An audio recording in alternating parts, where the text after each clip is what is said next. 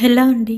Welcome to VISR vlogs. ఇంట్లో vegetables లేకపోయినా, తినడానికి ఏం తోచకపోయినా నేను చేసుకునే రెసిపీస్‌లో ఇదొక రెసిపీ అన్నమాట. ఇది హెల్తీ అలానే టేస్టీగా కూడా ఉంటుంది. కావాలంటే ఒకసారి ట్రై చేసి చూడండి. ఈ రైస్‌ని ఎలా వండాలో చూద్దాం. ముందుగా కుండలోకి ఆయిల్ తీసుకోవాలి.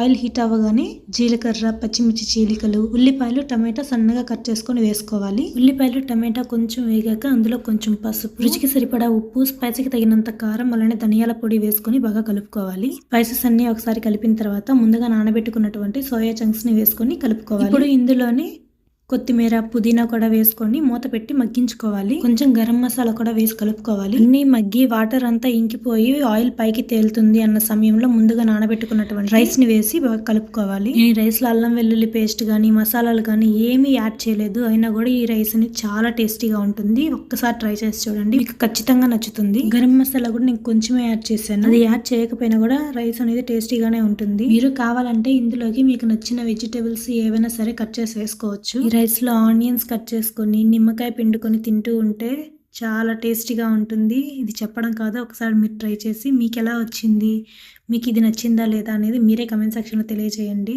అలానే నా ఛానల్ ఇంతవరకు సబ్స్క్రైబ్ చేసుకోకపోయినట్లయితే ప్లీజ్ సబ్స్క్రైబ్ చేసుకొని మీ పక్కనే ఉన్న బెల్ ఐకాన్ని క్లిక్ చేయండి.